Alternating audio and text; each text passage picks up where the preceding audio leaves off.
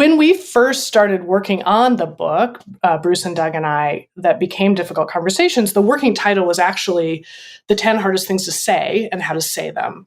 Yeah.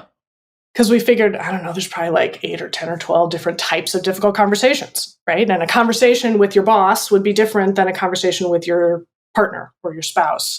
And that'd be different than a conversation with your teenager, which is probably a volume unto itself. And so we'll just figure out what those different types of conversations are. That implies conversations with your teenager. Well, right? Fair enough. That is fair enough. So, or conversations where they're listening to anything you say. It's a one-sided conversation. So we figure we'll just figure out what those different types of conversations are, and we'll have a chapter about each. And this is great because people buy books with titles like that. And so this is a fabulous plan. We quickly ran into a little bit of trouble because we realized that we were wrong, that actually it didn't matter who you are talking to, and it doesn't matter what you're talking about. The same kinds of things show up in our internal voice in any difficult conversation, meaning the internal voice is what we're thinking and feeling, but may not be saying to each other. And those fall into 3 categories.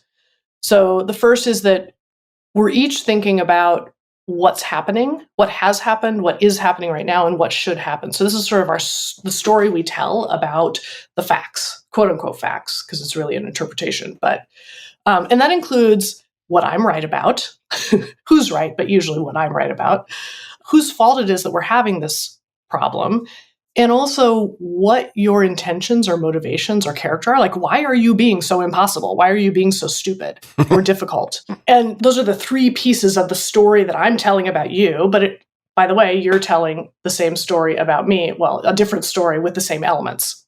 You're focused on what you're right about and whose fault it is, which is clearly yours. No, you think it's mine.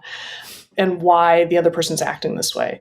So that's one level of the conversation, but there are 2 more things going on beneath the surface. A second is that by the time something becomes a difficult conversation, we're each usually struggling with a whole host of feelings of frustration, betrayal, confusion, guilt, shame, anxiety.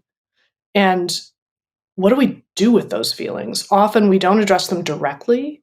They simply infuse the conversation. They're the energy that drives the conversation, and feelings get translated into blame and arguments and accusations. And if we don't talk about them, often we're not getting to the heart of what's going on, because by the time, even in business, by the time something becomes a difficult conversation, typically we've got at least 2 problems. One is the surface problem, like, is this timeline realistic? We're arguing about that. Is this the right strategy going forward? Who's right about that? But there's a second problem beneath that, which is how we each feel treated by the other, which is that I've been telling you that these timelines aren't realistic forever, and yet you keep blaming me for missing them because you're just not willing to listen. And if we don't address how we each feel treated, we might resolve the surface problem, but that deeper problem is going to turn up in a different form, right? Next week or next month. So you've got the what happened conversation, we call it in the book. The second is the feelings conversation. And then at the deepest level is what we call the identity conversation. And the idea here is that if a conversation feels difficult, chances are there's something the situation suggests about you that feels troubling or at stake, or maybe a little bit true, or maybe infuriatingly wrong. But it's not just that we're arguing about money. It's always about more than money. It's about whether I'm respected or competent or a good person or worthy of love, even. And that's part of why these conversations feel so high stakes. So the identity component, there's the what happened component, there's the feelings conversation, as you mentioned, then the identity is how it affects how we view ourselves, how others view us, or how we view others. That's right. And so here's a simple example. For people who have trouble saying no, well, that doesn't seem that hard. Just say no more often. You've probably gotten that advice a million times, right? But it's not that you don't know how to say the word no, it's that chances are you think of yourself as somebody who is very loyal or generous or would never abandon a friend in need. Well, if that's true, then anytime someone asks you for help, turning them down for that help isn't just saying the word no, it's doing something that feels in conflict or in tension with who you want to be in the world. And someone letting you know that you let them down will be a much harder conversation for you than for someone who just doesn't happen to have that identity story about themselves, right? The guy in the office next door has no trouble saying no to everybody, which is, of course, why everybody comes to you, because they know you'll say yes. So that also helped us understand, why is it that some people have trouble with some conversations and the same conversation is easy for someone else? And it's partly because of whatever the story is that you tell about yourself and who you are trying to be.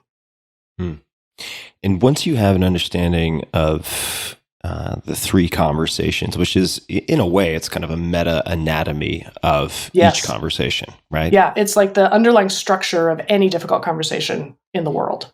So once you have that X-ray vision and you're able to look at conversations through the lens of these three conversations, does that then turn into a checklist or an approach? How do you translate that into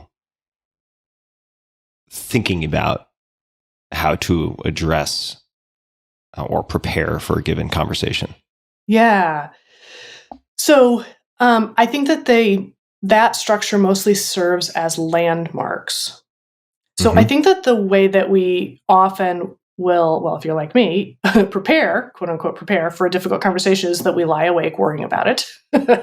And maybe we turn on the light and jot down a few talking points, right? And then we think about how they're going to react. And then we think about our rebuttals, right, to their reactions. And we're sort of charting a path, like I'm going to say this, and then I know they're going to say this, so I'll respond with this, et cetera. And we're charting a path through the woods to try to get to the other side. And by the way, then we turn out the light and realize, I don't know that this is worth even bringing up, right? And now we're back at the beginning, trying to decide whether it's even worth trying. The problem, though, with the path charting is, number one, it sets you up to do a lot of talking and very little listening. And the second is that if you're wrong about anything, the minute that something surprising happens, you're knocked off your path and you're lost in the woods. Yeah. Decision tree fallen. Uh-oh. Shit. So, you're not following the script. And so I think the reason that landmarks, understanding the underlying structure helps, is that it gives you some landmarks. So no matter where you get dropped into the woods, you can think, whether we're saying it directly or not, we're wrestling over blame and whose fault it is that we're in this situation. So that's the first reason that structure is helpful. The second reason it's helpful is that the answer isn't just to say everything you're thinking. The more transparent and aligned you can be between your internal voice and your external voice, the better. However, that doesn't mean you should just re-explain even louder why you're right and why this is their fault. You don't just dump that sort of toxic internal voice into the conversation. That's not going to help. Instead, the first negotiation is really a negotiation with yourself, to move from being focused on what I'm right about and you're wrong about, to getting curious about why we see this so differently. So I don't have to pretend I don't think I'm right. I still think I'm right. But given how obvious it is that I'm right, what the hell is going on with you that you don't see it? That's really interesting. If I can get curious about that, then it actually shifts my purpose in the conversation. And the purpose of the conversation isn't to hit you over the head with how right I am. It's instead to understand why you see it so differently and why we see it so differently. So I need to show my part too.